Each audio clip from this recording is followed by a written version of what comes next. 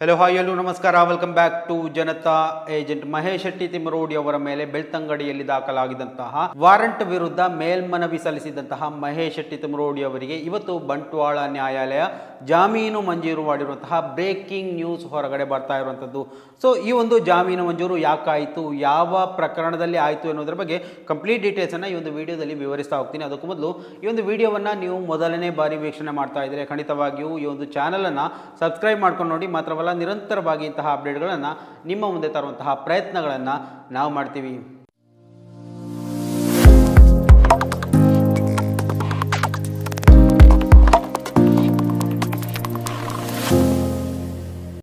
ಹಲವು ದಿವಸಗಳಾಯಿತು ಮಹೇಶ್ ಶೆಟ್ಟಿ ತಿಮರೋಡಿ ಅವರು ಯಾವುದೇ ಸಾಮಾಜಿಕ ಜಾಲತಾಣಗಳಲ್ಲಿರಲಿ, ಯಾವುದೇ ವೇದಿಕೆಗಳಲ್ಲಿರಲಿ ಅಥವಾ ಸಾರ್ವಜನಿಕವಾಗಿ ಕಾಣಿಸಿಕೊಳ್ತಾ ಇಲ್ಲ.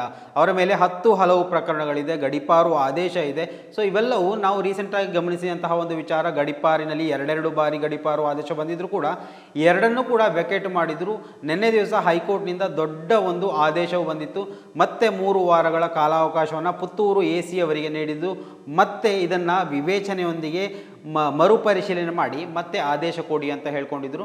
ಸೊ ಈ ಒಂದು ಬೆಳವಣಿಗೆಯ ನಂತರ ಇವತ್ತು ಬಂಟ್ವಾಳ ನ್ಯಾಯಾಲಯದಿಂದ ಮಹತ್ವದ ತೀರ್ಪೊಂದು ಬಂದಿರುವಂಥದ್ದು.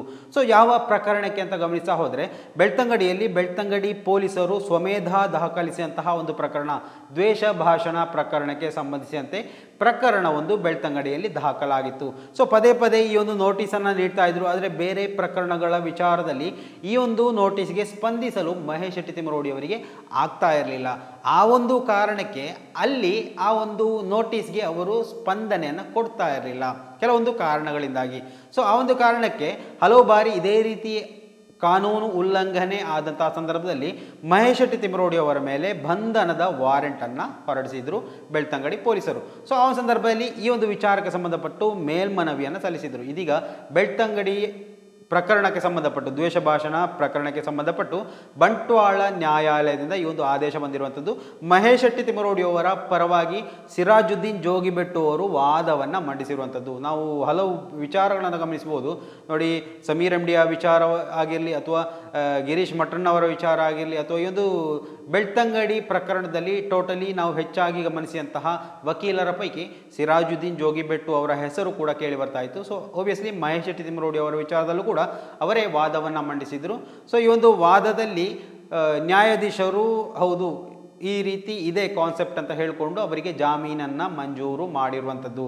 ನಾವು ಹಲವು ದಿವಸಗಳಾಯಿತು ಗಮನಿಸ್ತಾ ಇರುವಂಥದ್ದು, ಮಹೇಶ್ ಶೆಟ್ಟಿ ತಿಮರೋಡಿ ಅವರು ಯಾವುದೇ ಸಾರ್ವಜನಿಕವಾಗಿ ಕಾಣಿಸ್ಕೊಳ್ತಾ ಇಲ್ಲ. ಮಾತ್ರವಲ್ಲ, ಬೆಳ್ತಂಗಡಿಯಲ್ಲಿ ಅವರ ಗಡೀಪಾರು ಆದೇಶವನ್ನು ಘಂಟಾಘೋಷವಾಗಿ ಪೊಲೀಸರೇ ಸ್ವತಃ ಮೈಕ್ ಹಿಡಿದುಕೊಂಡು ಪ್ರಸಾರ ಮಾಡಿದ್ದನ್ನು ನಾವೆಲ್ಲ ಗಮನಿಸಿದ್ದೇವೆ. ಇವೆಲ್ಲದರ ನಡುವೆ ಒಂದೊಂದೇ ಪ್ರಕರಣಗಳಿಂದ ಅವರು ಖುಲಾಸೆಯಾಗಿ ಹೊರಗಡೆ ಬರ್ತಾ ಇರುವಂಥದ್ದು. ಇವತ್ತು ನಿಜವಾಗ್ಲೂ ಒಂದು ರೀತಿಯಲ್ಲಿ ಹೋರಾಟಗಾರರಿಗೆ ಶುಭ ಸುದ್ದಿ ಅಂತಲೇ ಹೇಳ್ಬೋದು. ಈ ಒಂದು ಪ್ರಕರಣದಲ್ಲಿ ಅವರು ಖುಲಾಸೆಗೊಂಡು ಬಂಧನದಿಂದ ವಿಮುಕ್ತಿ ಹೊಂದಿರುವಂಥದ್ದು. ಅವರಿಗೆ ಆ ಒಂದು ಪ್ರಕರಣದಲ್ಲಿ ಜಾಮೀನು ಮಂಜೂರು ಆಗಿರುವಂಥದ್ದು. ಈಗಾಗಲೇ ಗಡೀಪಾರು ವಿಚಾರದಲ್ಲಿ ಕೂಡ ಅವರು ಒಂದು ರೀತಿಯಲ್ಲಿ ಸೇಫ್ ಝೋನ್ನಲ್ಲಿ ಇದ್ದಾರೆ. 3 ವಾರಗಳ ಕಾಲ AC ಅವರಿಗೆ ಕಠಿಣವಾದಂತಹ ಆದೇಶವನ್ನು ಕೊಟ್ಟಿದ್ದಾರೆ. ವಿವೇಚನೆಯೊಂದಿಗೆ ಮರುಪರಿಶೀಲನೆ ಮಾಡಿ ಇಂತಹ ವಿಚಾರಗಳನ್ನು ಕೈಗೆತ್ತಿಕೊಳ್ಳಿ ಅಂತ.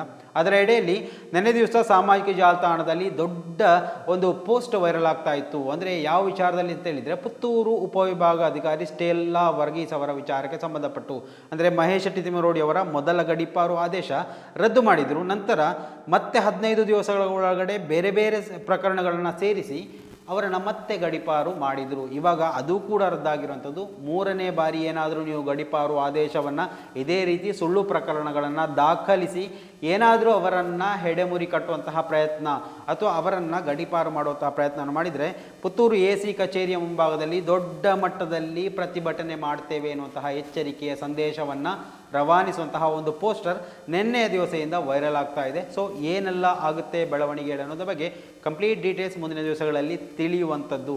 ಸೊ ಸ್ನೇಹಿತರೆ, ಈ ಒಂದು ವಿಚಾರದಲ್ಲಿ ನಿಮ್ಮ ಅಭಿಪ್ರಾಯಗಳನ್ನು ಕೂಡ ಕಮೆಂಟ್ ಮಾಡಿ. ಮುಂದಿನ ಮಾಹಿತಿಯೊಂದಿಗೆ ಮತ್ತೆ ಭೇಟಿಯಾಗೋಣ. ಅಲ್ಲಿವರೆಗೂ ನಮಸ್ಕಾರ.